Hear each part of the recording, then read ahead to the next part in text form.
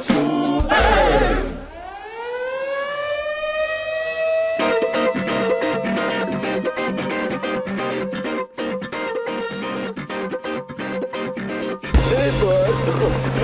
Now it's time for Toker Talk Radio, the voice of the marijuana nation. What are you people?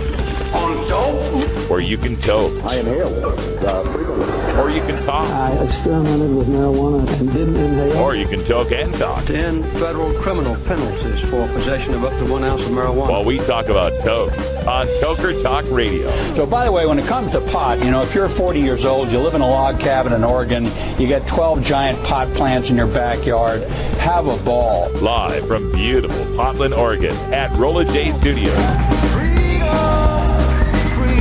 Hey, this is great. Yes, cannabis.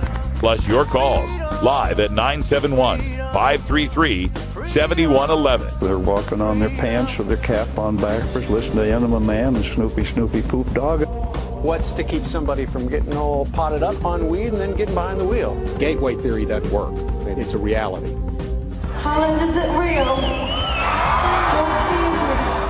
We're locking up people that take a couple of puffs of marijuana, and the next thing you know, they got 10 years. And now, here's your host, the guru of ganja graphics, the sultan of sativa statistics, and the worst nightmare of a reefer mad prohibitionist. A polite, perspicacious, productive pothead with a propensity for PowerPoint. Radical Russ Belville.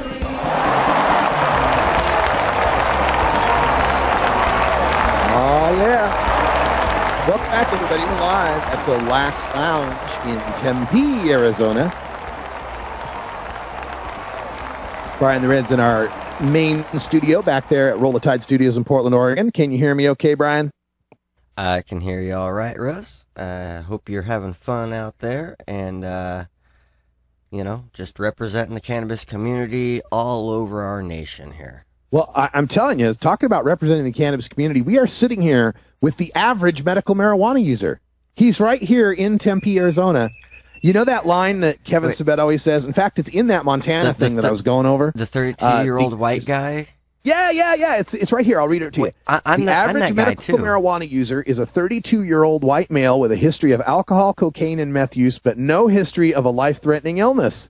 Oh, well, see, I have a history of alcohol use, but no cocaine or meth use, so I guess I'm not his average Brian, nobody would ever accuse you of being average. There's no doubt about that. But apparently, the master glass blower here at Lax Lounge. Ah, excellent.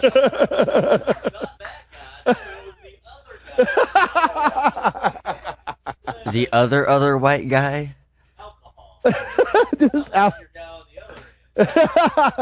That's right. Nobody's average here. Not at all. Yeah.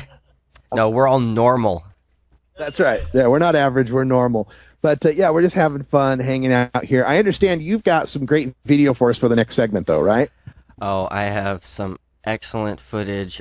Me and Bacon Dan we were privileged enough to be invited to Brave Mykayla's presentation of her Make-A-Wish package. It was a luau party. It was a lot of fun. We had teriyaki burgers with pineapple on them. There was tons of fruit and purple cauliflower, which was quite tasty. And it was a good time, and Mykayla was so excited to see us there. And, we've got some great video that we'll show you all after this next segment here.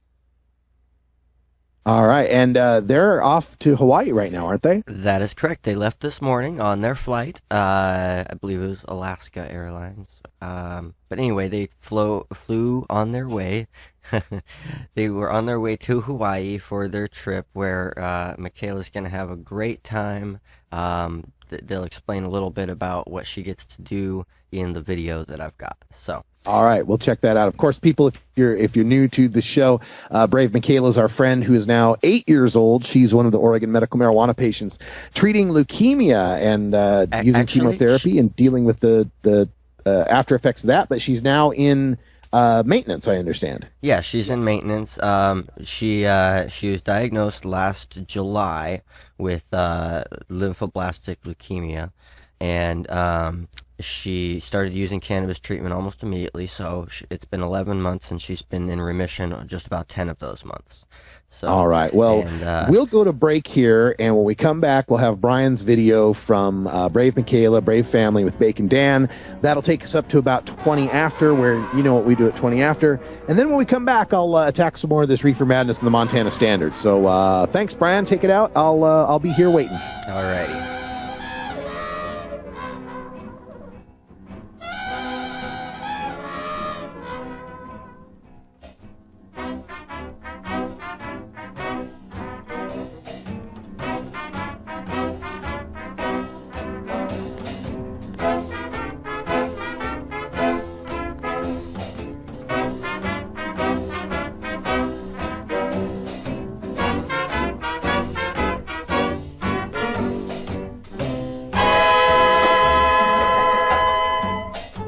The Russ Belville Show is blogging and podcasting daily at RadicalRuss.com. The law offices of Omar Figueroa would like to remind you to stand up for your rights. Please do not give up your precious liberties. There's nothing wrong with standing up for our constitutional rights, and in fact, it's the only way to honor the Constitution that recognizes our natural rights. Treat law enforcement with respect and respect the Constitution by standing up for your rights.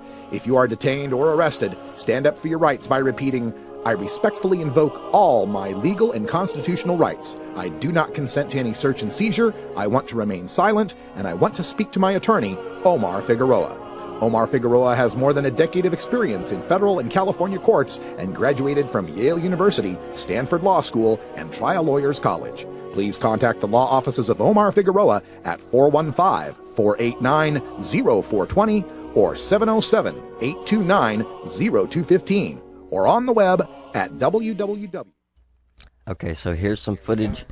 This is our arrival at the house with the party. It looks like a play area. All right, island party, definitely.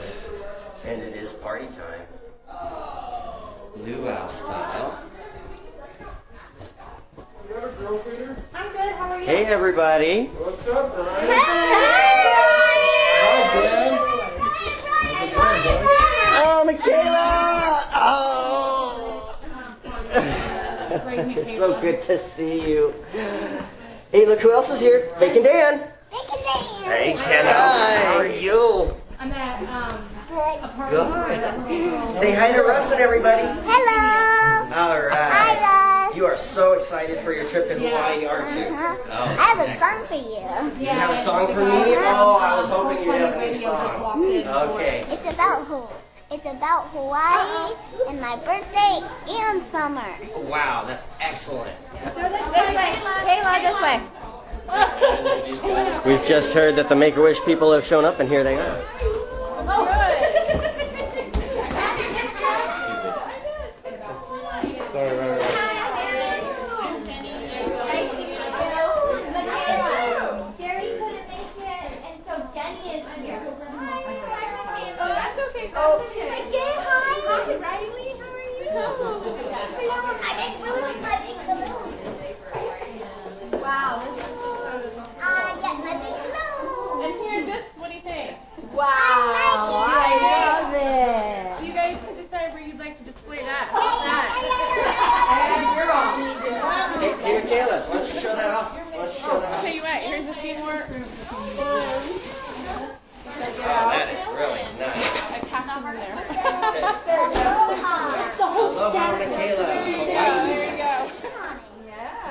What is it, Mykayla? It's a cupcake cake. Oh my gosh. It's a cake. You got it? It's a cake that's made of cupcakes. And it says my name. And it says Aloha Mykayla.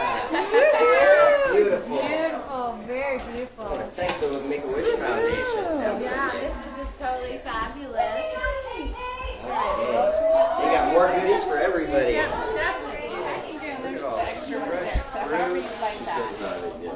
Look at all the good stuff that they brought. We got the ham, chips, fruit kebabs. Oh man, I'm gonna have to get one of those. They're gone already, man. Oh man, they're peppers over there. Yeah. Oh, that chocolate. Hi, Riley. Say hi. Can you imagine if you were enough to put them back together as rainbows? Like, all right. Keep on times here with Brave family and friends. Get the body. Oh my God. Tiki party.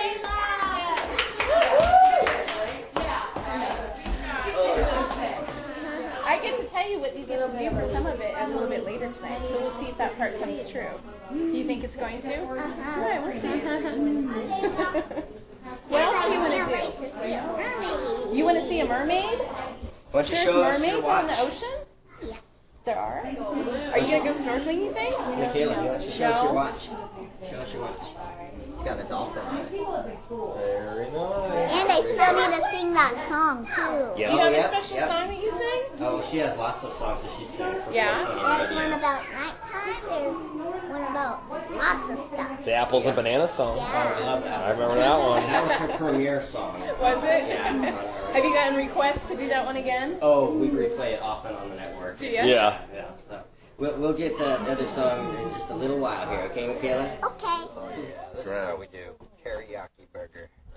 Bacon Dan. Absolutely. How you liking that burger there, Dan? It's freaking great. Hell yeah. Big old plate of veggies and fruit. That's all from me. All right, Brian the Red here with I'm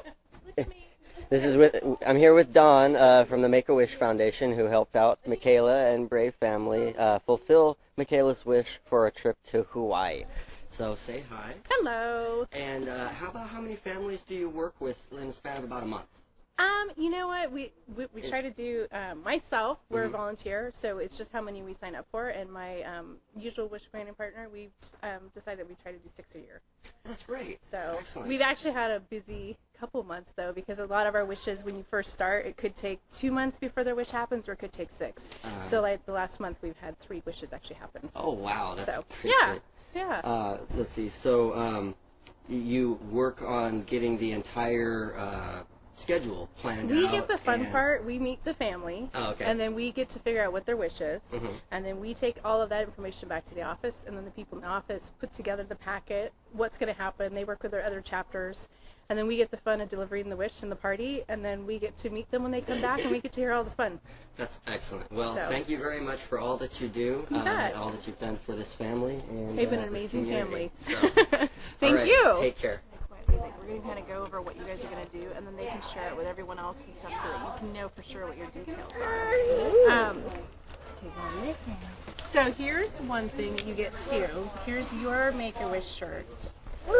And you're going to find that there's no pressure, but if you decide to wear it like when you go to the airport, I can guarantee you that the people at Alaska Airlines will treat you extra special because they will know exactly who you are, and I think you'll get a lot of extra stuff out of it. Oh, yeah. So if you decide to do that, definitely, we'll be wearing that. And then the rest of I'll be you, wearing they get buttons. So Oh, same cool. thing. It's like when you do stuff around Hawaii, like if there's, it's up to you. Some people wear them all the time. Some people just decide, hey, we want a day where we just want to be on the down low. But if you do, I guarantee you, extra magic will happen. Yay! We like extra magic. Yeah. So, and then this is just the same thing, like a little duffel where you can put it. One of them for her, baby girl. Right. Yeah. So tell you what, I'll put it back in here, and then that way your mom can keep all that stuff. We gotta keep it together. See, you tried it on. Let's put it back in there. All right. So then this is so it doesn't sound like it's probably. She said sometimes it just depends on who it is. Yeah. So here's confirmation. Don't have to put floaties on me because I can't swim. And they'll make sure. You'll have a life jacket. You'll have a life jacket, okay? Wednesday and Saturday are your free days. And so what she's done, and there's a lot of stuff in the back, but that's just telling you those are the days that are not planned stuff, so that you can explore the island. There's lots of ideas in the back. Thursday is your dolphin day. Here's That's your birthday. Is it?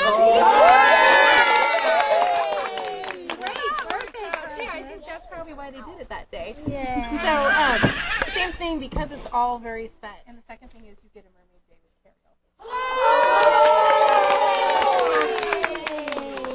So the most important part. Ariel sounds like Ariel. She does. Yeah, I bet you she's just as pretty. beautiful. So the one thing they ask part in a mermaid Ariel's 1 p.m. show. You get to be part of her show. Do you think that'll be fun? So I don't that part, they're still going to kind of keep a surprise, but you will have some part in the show. Awesome. That's excellent. So right on it, where some people decide they keep this as like their keepsake. See, on Tuesday, it's going to be a bright and early day for you, but the good news is we'll you'll read have it time all to sleep later, on the plane. probably, every word of it. But because you leave at 7:10 a.m., they have to have you check in several hours before. You're going to be picked up by someone from Lucky Transportation at 4:40 in the morning, so it's kind of early, but it'll be worth it, I promise. And then I will meet you at the airport, so when you get there, I'll be there to help you guys bring your stuff up and get you checked in. Pretty much, there's the flight information, it's ticketless, so once they put that in, you'll get your tickets there. I'll kind of go through it kind of fast, and then you guys go through it on your own, and you can always call or text me or whatever if you have questions. When you get there, Lays of Hawaii is going to greet you. So you're going to get a real lei, not the plastic one. So I know, but they'll die. Well, but they're pretty special still. Yeah. Then you do get a rent. You got a car. That I don't know. I bet you. I mean, most. I know we have to get around. All right, they're just going over the plans for Brave Mykayla's trip to Hawaii. She's going to have a pretty early start next week, and they're going to have a great time. Oh, there you go. I'll take one more. Thank you, guys. You're welcome. All right, congratulations, you guys. It is. Make sure you show the camera.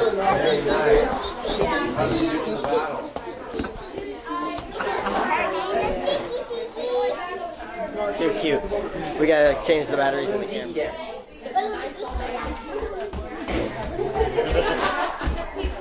Perfect. Tiki monster doing a tiki dance. Wait a minute, that's no tiki monster. That's Brave Mykayla. Tiki. Tiki time. Tiki, tiki, tiki. Tiki, tiki, tiki. Tiki, tiki, tiki. Let me go get a friend of mine. She's got a tiki friend. Tiki, tiki, tiki. I'm a tiki and I got some friends for you, Tommy. Double tiki time. And I got some friends for you, Tommy. Tiki, tiki, I'm a tiki and I got some friends for you, Tommy. Yeah. I got some friends for you, Tommy. And you're gonna meet some friends too. You're gonna meet some dolphins on your birthday. You want it? And I got some friends for you. I got some friends for you. Yeah. And you have a song for us too? Sing your song. Yes. Okay. Let's come over here so we get some good light. And then. I'm gonna sing a song real quick. Okay. Back up for just a second. Okay. Go ahead and song with Kayla. Sunshine, sunshine, summertime, summertime. There's a sunshine everywhere you go. There is one here, there is one there. I'm gonna have my birthday in Hawaii. I'm gonna have my birthday in Hawaii. I miss Hawaii. I'm gonna go to Hawaii for my birthday. And I get to swim with dolphins and meet a mermaid. I get to go to Hawaii for my birthday in the summertime. Yay! Very nice.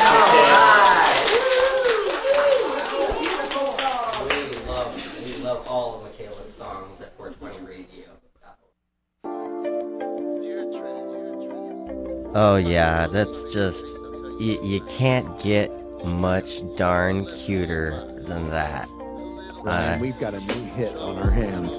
You know, and last week I was saying, we'll probably have a new Mykayla song when she gets back from Hawaii. And then lo and behold, I go to the luau party and she's got one waiting in her bag of tricks for us. That was pretty amazing. Thank you for that video, Brian the Red, and Bacon Dan for contributing as well. That's the cannabis community. That's what we're talking about.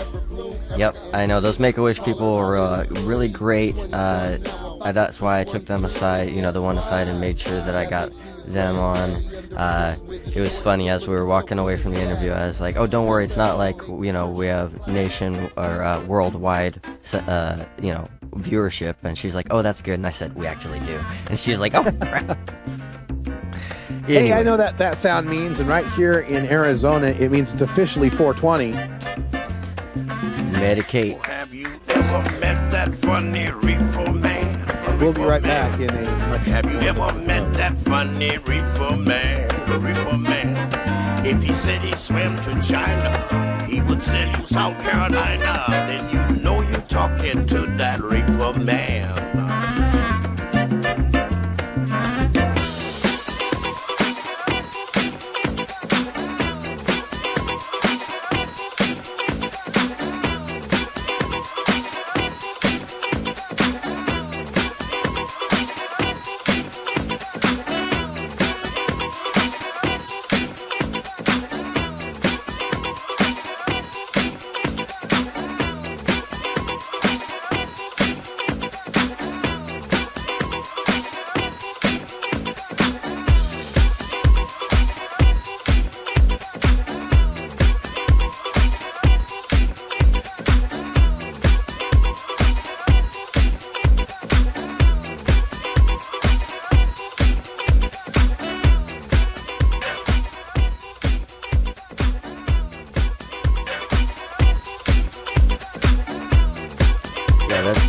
Derek Dunbar breaking down a little bit of Toker tunes there. We're gonna go ahead and have some ads because we wouldn't be here if it weren't for the sponsorship of the great people who help keep this network on. So we're gonna pay them some homage and play their ads for you and support them because they support you.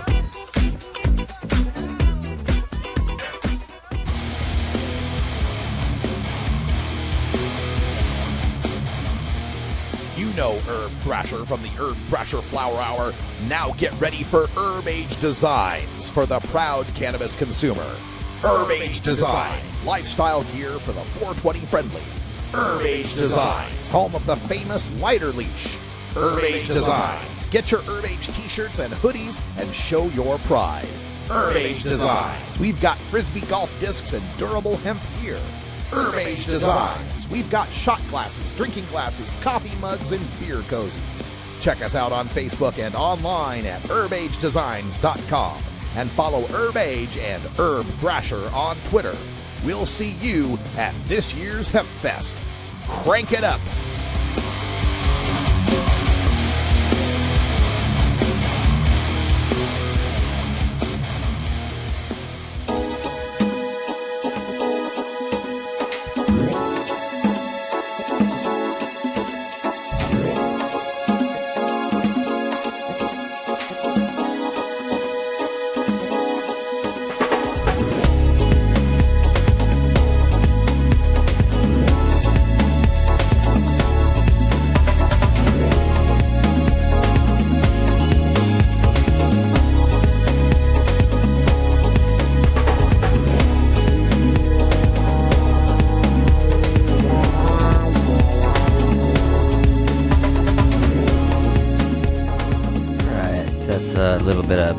With Elevation.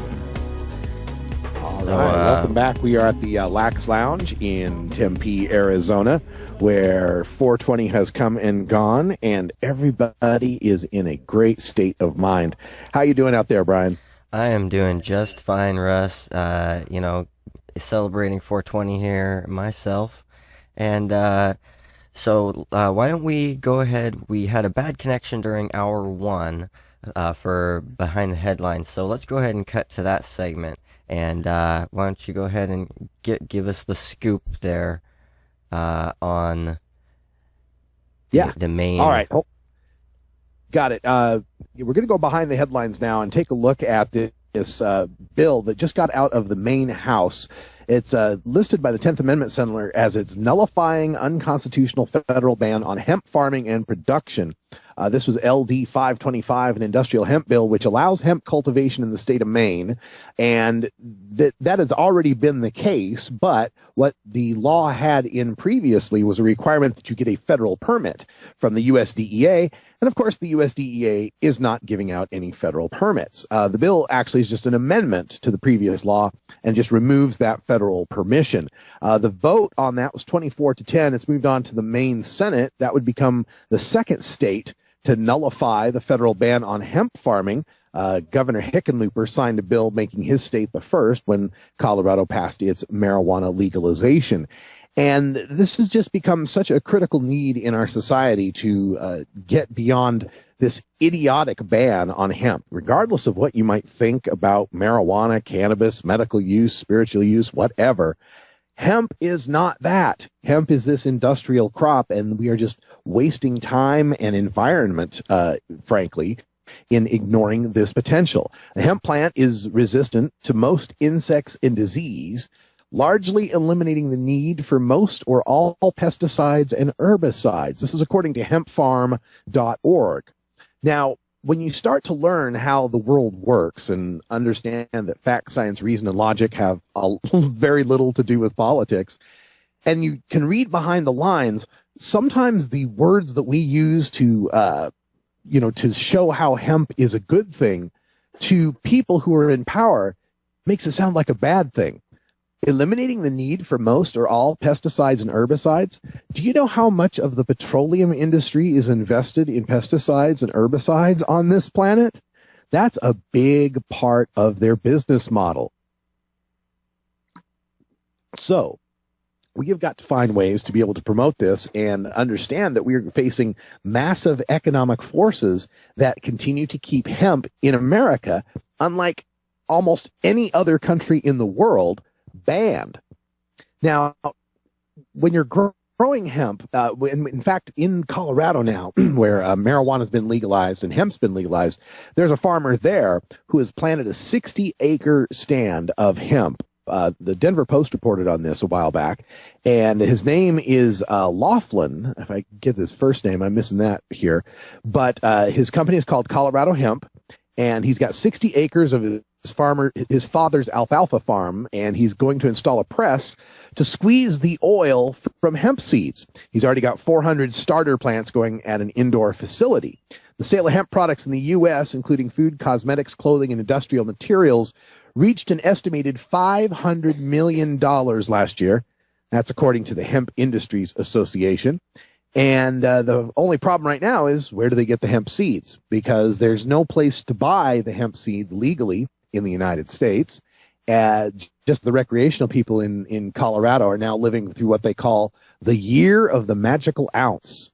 Somehow you're allowed to have an ounce in Colorado, but there's no legal place to get it. But when the weed fairy comes down from the sky and drops it upon your doorstep, that's how the magical ounce. But that's not going to happen until 2014 when they get their recreational program going. Some friends said they've sent this one hemp farmer, this is in Denver Post again, had some feral hemp plants. People find ditchweed out there still that's growing in Kansas and Nebraska and Oklahoma when they used to have the Hemp for Victory program. But they're using some of these feral hemp seeds because they have a natural resistance to drought. And because some of these farmers are wanting to grow the hemp crop to revitalize the soil in these places where they're not getting a whole lot of irrigation or natural rainfall. So to ignore that potential, again, because it's not a drug. The DEA is in charge of giving out permits. The Drug Enforcement Administration is in charge of giving out permits on something that's not a drug. That's just ludicrous. And the seed oil, the seed oil that you're getting from the marijuana plant is just incredible. It is the number one most useful protein that we can get. Its protein content's 35%. It's comparable to soybean. It's a higher protein content than nuts, other seeds, meat, dairy products, fish, or poultry. Contains all the essential amino acids in a more nutritionally significant amount and a ratio closer to complete sources of protein than all other seeds, except soy. Soy is still pretty good too. But hemp plants contain between 25-35% oil by weight. They have the essential balance of the omega-3, 6, and 9 for your health. 35% dietary fiber, high in vitamin E, vitamin C, chlorophyll, antioxidants, to ignore that potential. And that's just on the food side. The other side of this is as a fuel oil. As a fuel oil, the exhausts, the carbon monoxide, the smog that's coming out of the tailpipe from biodiesel is 47% lower than the carbon monoxide from regular diesel, petroleum diesel. And when you're burning the CO2 from your hemp plant, when you make a hemp plant, you squeeze the seeds, you get some oil and you burn that. The CO2 that you're emitting is equal to the CO2 the plant took when it was growing. So it's a closed loop, right? You don't have any net gain in carbon dioxide. So this could help slow down the effects of global warming. If this was just replaced in just Walmart's trucking facility alone, that could have a major effect on how much pollution and global warming gases we are polluting into our atmosphere. And to give our farmers a crop where they could grow this plant and have jobs again, the most recent Canadian estimates here are over $300 an acre that they're growing from this. They're getting a whole lot more money out of that than almost any other crop they can grow. It's the number one biomass producer on the planet. You get 10 tons per acre in 4 months. The hemp plant will give you 77% cellulose. Wood gives you 60%. And when you make paper out of hemp, it can be recycled 10 times. You can take a typical, regular wood paper, you recycle it twice. After that, you have to add more tree to be able to recycle that. It won't go more than twice without breaking down. Hemp can be recycled 10 times when you make paper out of it. You can get what you can get out of 4 acres of trees is what 1 acre of hemp can replace, and you can replant that acre of hemp over and over again within 1 year, whereas it takes, 10, 20 years to grow a stand of trees for paper? And cotton. Oh, let's not talk about hemp without talking about cotton. Cotton crops occupy 1% of the farmland in the United States. 1%, but they use 50% of all pesticides in the United States. And we're, of course, growing that cotton for our clothing, for the textiles that we're using out of. 1 acre of hemp will produce as much textile as 2 to 3 acres of cotton. It's 4 times warmer, 4 times more water absorbent, and has 3 times the strength of cotton. It also wicks away sweat better than cotton will do. And there are new techniques for growing hemp and producing hemp called Kralar that produces a nice soft hemp now that is just incredible. The things that we can make out of this, but nobody in the United States will go to the trouble of doing it because it's so expensive to import it from Canada or China, who are kicking our ass in hemp production. Because our cops, for some reason, can't tell the difference between a long, tall, 18-foot reedy hemp plant and a short, bushy, 12-foot tall, bud-laden marijuana plant, unlike cops in every other country in the world. There you go. That's our Behind the Headlines today on hemp. And for Hemp History Week that just passed this last couple of weeks, take a look at hemp and what's going on with that. Hemp Industries Association's a good website, thehia.org. Also look at votehemp.com. That's another great website. And just get yourself educated on this. This is how we can win the Midwest, the conservatives, the farm countries. We'll send it back to Brian the Red. We'll be right back after a short break.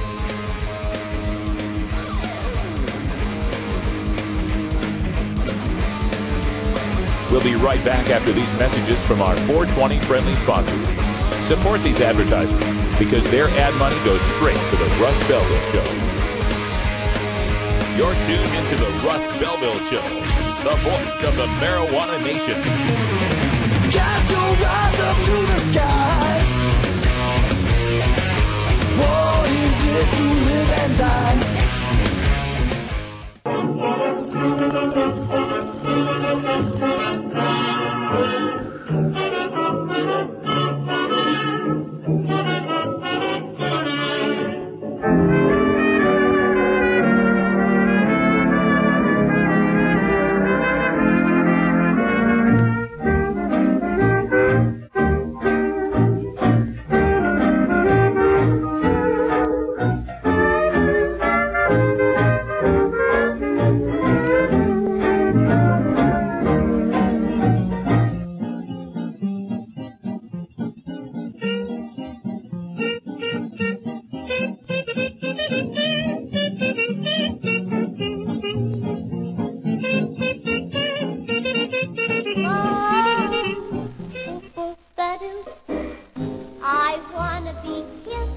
by you, just you, and nobody else but you. I wanna be kissed by you alone. But I couldn't aspire to anything higher than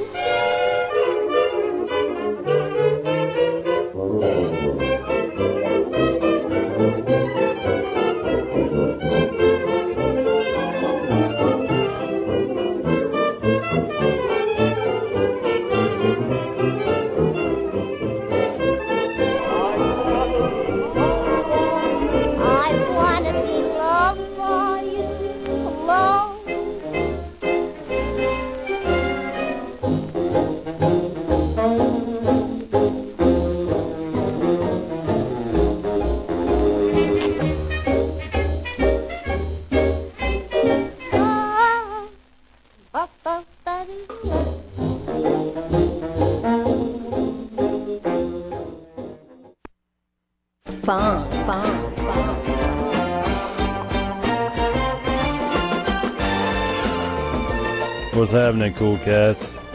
This is Big Daddy, and I want you to cruise on over to the Funky Roller Rink.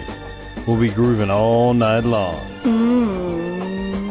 I like it. Doors open at 11 Eastern, 8 Pacific, every Thursday night. Funky. Delicious.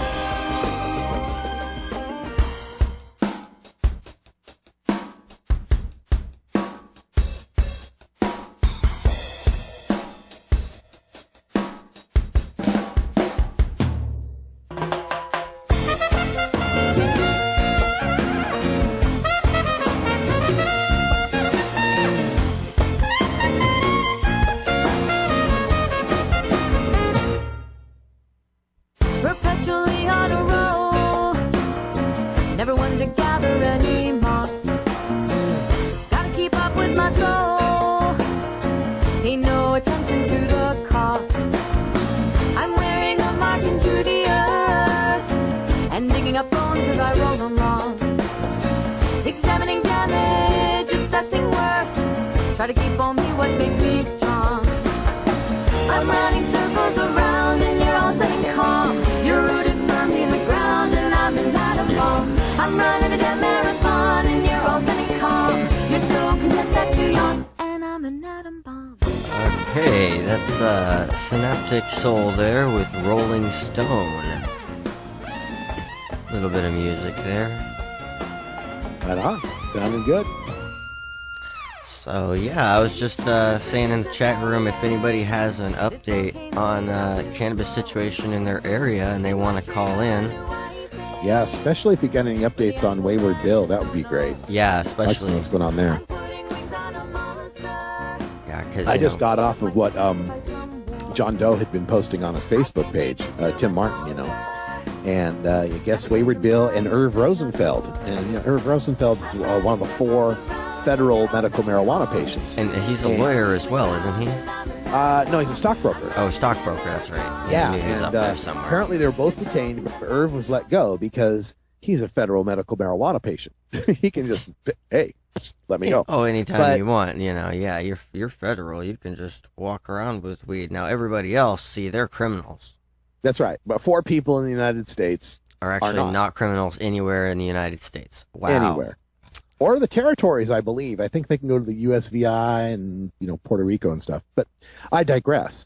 The point is, Irv got let go, but Wayward Bill got arrested, apparently, for distribution of a controlled dangerous substance, which was a candy I believe a marijuana candy. Patient. To a patient, yes. Yeah, okay. And I think I don't have any details on this. I'd like to know, was this an act of civil disobedience? Oh, was Gray, it staged hold on, to Gray be is an arrest? saying, Gray, go ahead and call us in. Skype us up here at the studio. Or who's that? Grey Wolf is saying Wayward Bill is out in the chat. Oh, well, yeah, okay. So Wayward Bill's out on bond, I suppose. That was supposed to happen this afternoon. Okay. Just updating this story on, he's the president, last I understood, as of 2011, the president of the U.S. Marijuana Party. I knew he was the Denver, or the Colorado chapter leader. but apparently now the president. Last report I have from Toker the Town in 2011. So arrested for the distribution of a medicated lozenge to a patient. Oh my. Wow, glad the feds are on the case. My goodness, I'm sure there's nothing better to do. Well, I guess they don't have to. They're reading all our emails and, listening to our calls. So yeah, well, I don't see them jumping on, every oxy patient that's handing them off to their buddy because they're, got a broken back or leg too. I know. Isn't that interesting? But when you put cannabis I was talking about this with someone about how people just, will casually say, yeah, I was just the other day and I was with my friend, oh, so he gave me an oxy because my back hurt or whatever. Do you realize you just did a federal trafficking offense? People don't even think of that as a federal trafficking offense, but if you distribute one of your little pain pills to your friend who's got a backache, that doesn't have a prescription, you're in trouble. Yeah, no doubt. It's ridiculous that they would single out people who are using non-toxic herbal supplement instead of the people who are using their sanctioned proven killers. Yeah. Well, I've got that. I got that post up on Huffington Post about how the OxyContin scandal there. Where Walgreens just settled with the DEA for $80 million, which, $80 million. But when you work it out against their quarterly sales of $18.65 billion, it works out to 0.42% of their quarterly sales. That'd be like, me getting a fine of, $47 and no criminal charges. Nobody involved, And this is where OxyContin orders in one pharmacy went from like 100,000 in 2009 to 2.2 million in 2011. Like, where do you think all these oxys are going to? Yeah, seriously, and that whole statement about, the illegitimate ones are fishing from the same pond as the legitimate ones, so we've got to stock enough fish. Yeah. That's some fucking... What kind of mentality is that? Well, it's amazing what pharmaceutical company lobbying can do. Well, I mean, what it is. But instead of, getting tighter restrictions on these substances for being able to obtain them, or harsher penalties on them for the exchange of them, they just increase the amount of production because, it's already been passed through the FDA, so we can say safely, go ahead and increase production on that, because people need it, even if they don't really need it. But the frustrating thing is, on another angle of this, is that a lot of people who are legitimate pain patients, for whom oxycodone and all its derivatives are real medicine that they need. I mean, we all tout the benefit of cannabis, and you can mix cannabis and opioids and get a better effect, certainly. But these are powerful drugs that have a medical application. The legitimate patients are getting squeezed here because of this, you get this ginned up fear of the addiction epidemic, so that they think they're all pain shopping for and then doctor shopping. And then people like my father are not able to get, because when OxyContin first came out, he was like, wow, this stuff is so much better than that oxycodone and other crap that they were, trying to give me before. It was so much closer to the effect of actual morphine, medical morphine, that he was just amazed. But then, they started making more and more restrictions, and then they said, oh, well, you can't have it if you've got any cannabis in your system. It's like, well, we'll sign your card for your medical, marijuana, but, the law that we've got on our books says that if you have the cannabis in your system and the drugs that we're prescribing you, then we're gonna have to cut you off of the ones that we're giving you, and that's total it's BS. It harms people, just because they're saying, oh well, look, they're taking these painkillers in large amounts. Oh, they've got weed in their system, they must be a druggie. And that kind of mentality is hurting people, who are in pain. It's like, come on, hurt them mentally as well as the physical pain that they have to endure, and that you're keeping them from their relief of. It just makes me sick. And it's cruel when, especially as we know now, of this synergistic effect between opioids and cannabinoids, that they make each other better. The patients that were surveyed at Berkeley Patients Group, 2/3 of them reported they were able to cut down on the regular amount of Vicodin or Darvocet or any of these that they had to use because the cannabis helped them use less pills. Less pills means less side effects. That less side effects means better life. So we want to punish people for making that choice, especially people that are in pain. This is the absurdity that we get, from the criminalization of marijuana, and that's, it's just got to stop. Yeah, and the other thing, it's like when they upped the fees and changed the structure of the fees here for the program in Oregon, they're like, oh, well, we're going to have to add an extra $100 if you want to add a grower onto your card. It's like, what? This person, cannot grow for themselves because they are, almost invalid, and you are forcing them to pay extra when they get a minor pittance from their disability as it is? That just makes me, even more sick. Well, yeah, and we're here in Arizona talking to the people here. What was it, $70 to get into your program? Is that the cost of the card? No, it's $150 to the state. Wow, it's $200 in Oregon now, and then there's a. Of course, we have doctor recommendation too. Yep. Yeah, I mean, and when I talk about those fees, I'm not, counting all of the doctor visits and other expenses that have to be accumulated to gather the records and, show that, oh, yes, my back is still broken. Oh, yep, that butt cheek still isn't there. Hasn't been for 40 years, Getting a card for lack of a butt cheek? Well, but anyway, and the other frustrating part about it, of course, is the need for there to be a medical marijuana program at all. Yeah, it's like just the whole need for. Oh, looks like you're cutting out a bit, Russ. But deadly here. Looks like you cut out a little bit there for a second. Yeah, why don't we go to break? I'll try to reconnect. You take it to break, and I'll see what we can do. Alrighty, we're going to jump onto a track here. 12 Clouds of Joy doing All the Jive Is Gone.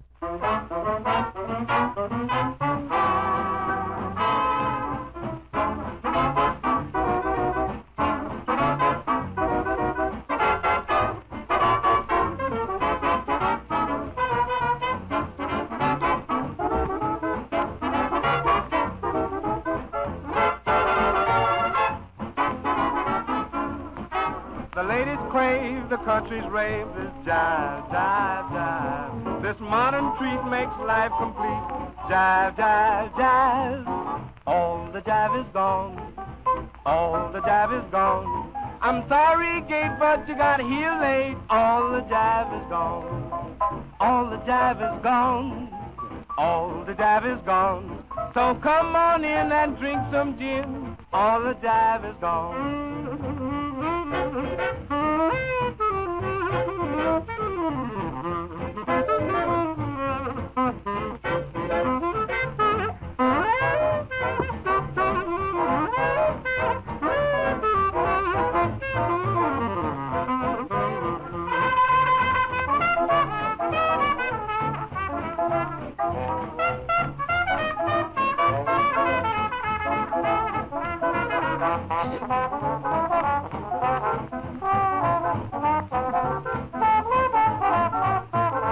I see that T-Mobile girl on their motorcycle. I got a few words for her. All the jive is gone. All the jive is gone. Things won't be quite so bright tonight, 'cause all the jive is gone. All the jive is gone. All the jive is gone. What an awful fix, can't get my kick, 'cause all the jive is gone. All right, yep. And I think we got Russ back now. I think I'm back. You think we're back? The jive is not gone here. There's plenty of jive. All right, well, even though there's no music, there's always plenty of jive here, Brian. Can you hear me okay? Yeah, jumping and jiving. All right.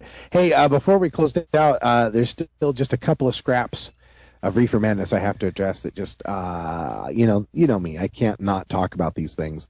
This is one of those points that goes back to the Montana Standard. This is the story that was the pot more dangerous than you know. Oh, really? Yes. More dangerous than I know. Because I know a more lot dangerous than you know, Brian. Yeah, because I know a lot about weed. Well, you thought you did. Uh-oh. But it's more dangerous than you know. Uh-oh. All right, so let me give you a few more points. Right, hold on. So we left off with the medical marijuana could negatively impact employability because there's companies that drug test, so you shouldn't take that medicine. That's logical. How about maybe they should drug test? I love this one. This is the 20% of crashes in the U.S. are caused by drugged driving.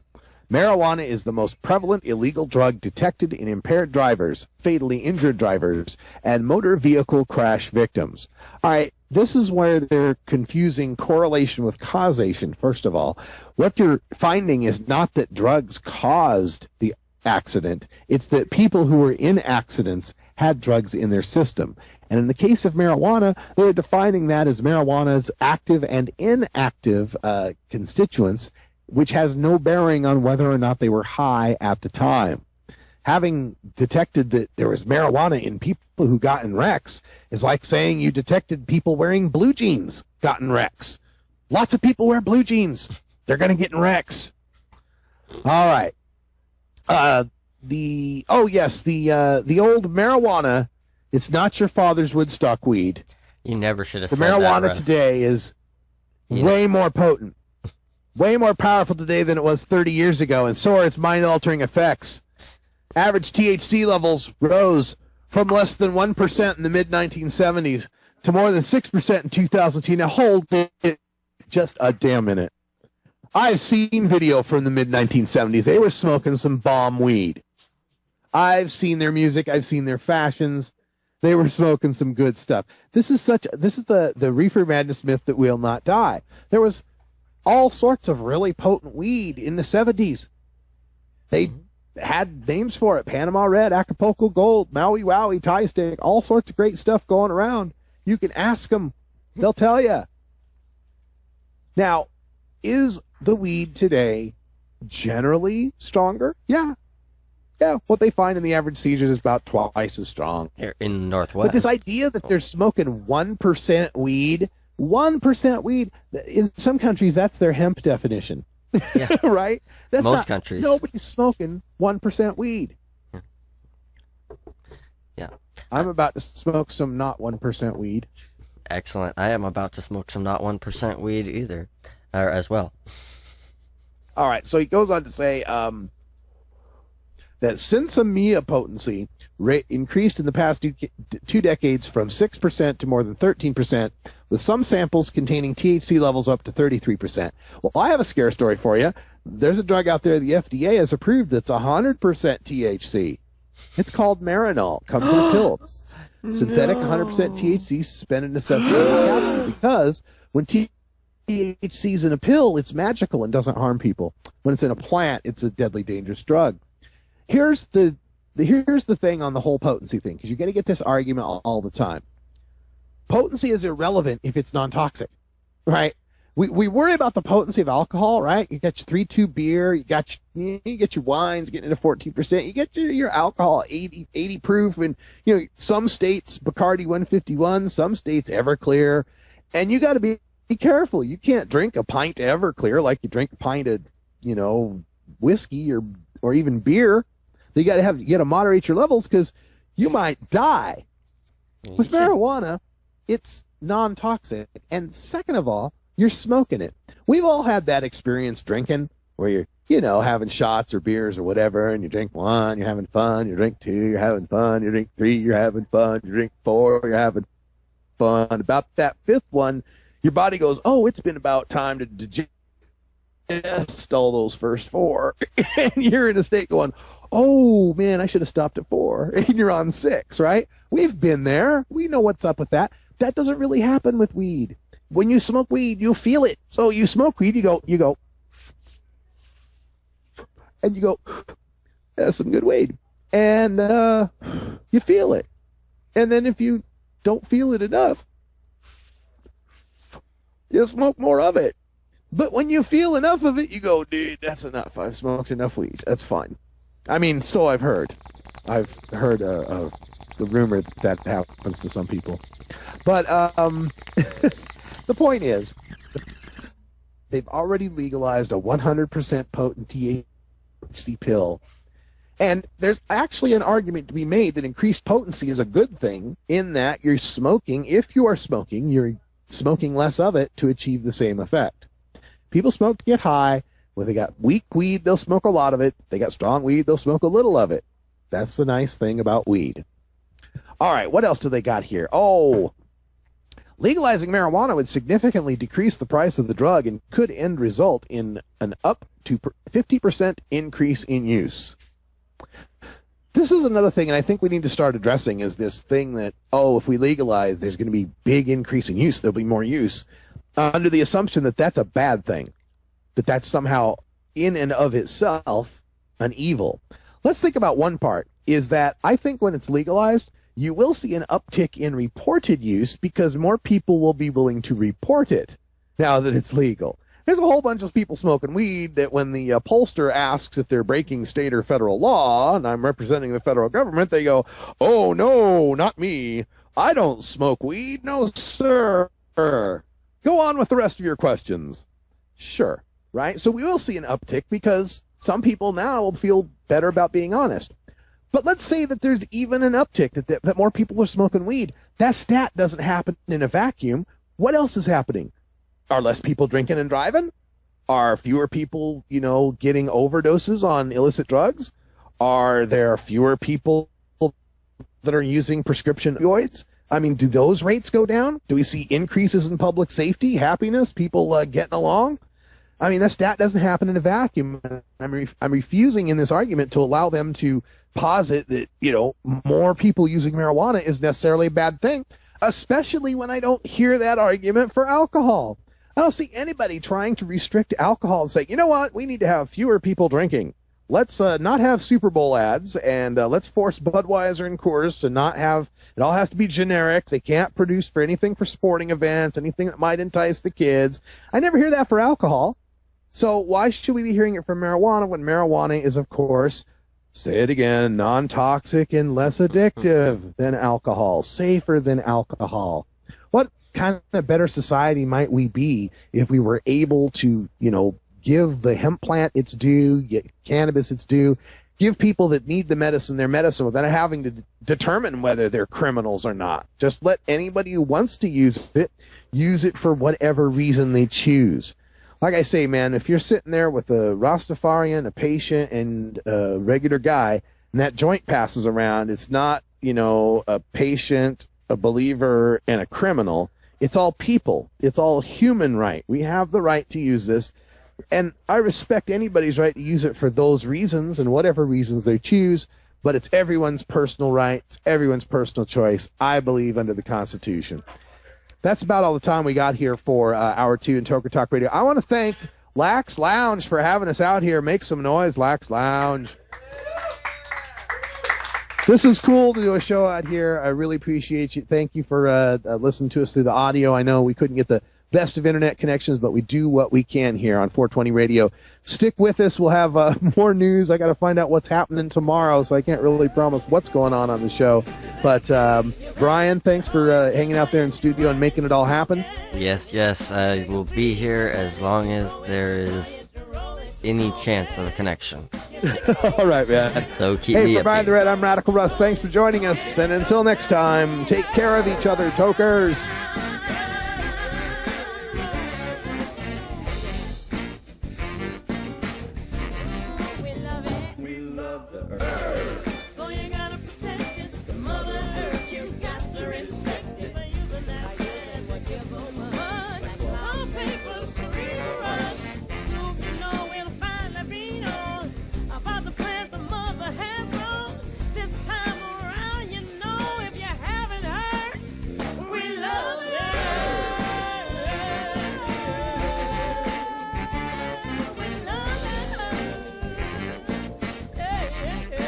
This is the Russ Belville Show.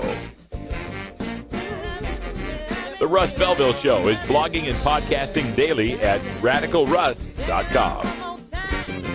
Take a seed, you plant it, you grow it, you dry it, you roll it, you smoke it. You take a seed, you plant it, you grow it, you dry it, you roll it, you smoke it.